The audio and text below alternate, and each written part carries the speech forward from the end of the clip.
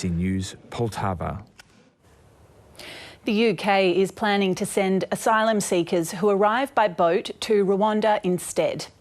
The scheme mirrors Australia's Manus Island policy, with Prime Minister Boris Johnson saying it will break the people smugglers' business model. But critics have called the deal shameful and have raised concerns about Rwanda's human rights record. Correspondent Anne Barker reports from London. Even as Britain announced its controversial plan, boatloads of asylum seekers came ashore at Dover. Men, women and children hoping for new lives in the UK. But soon the majority of migrants like these could be sent 6,000 kilometres in the other direction. If they come across the channel illegally in these vessels, then they risk ending up not in the UK but in Rwanda.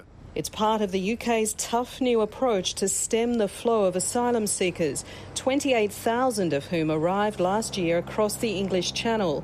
Britain's Home Affairs Minister signed a deal in Kigali for Rwanda to take thousands of mostly young single men. The arguments in favour are reminiscent of Australia's policies on Manus Island. Putting evil people smugglers out of business is a moral imperative. For those who don't wish to make Rwanda their new home, they will be facilitated to return to their country of origin or settle in other receiving countries. Former Manus refugees and rights groups have condemned the plan as inhumane and unworkable.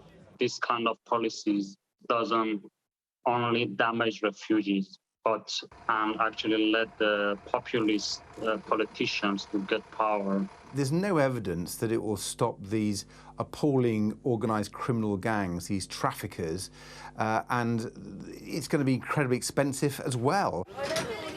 Migrants in limbo at a camp in northern France say they'll still risk the Channel crossing. It's a lot worse place than Afghanistan, right? There is no future for us in Rwanda. We have no other choice. Boris Johnson has been under pressure to deliver on a promise to take back control of Britain's borders. We can't carry on forever taking everyone. Obviously, they've got to go somewhere, so, yeah, perhaps it would be a better idea. Though, as in Australia, the plan is sure to face fierce opposition in Parliament and legal challenges in the courts. Anne Barker, ABC News, London. A massive search is underway for a 75-year-old woman who was last seen in Cottesloe, West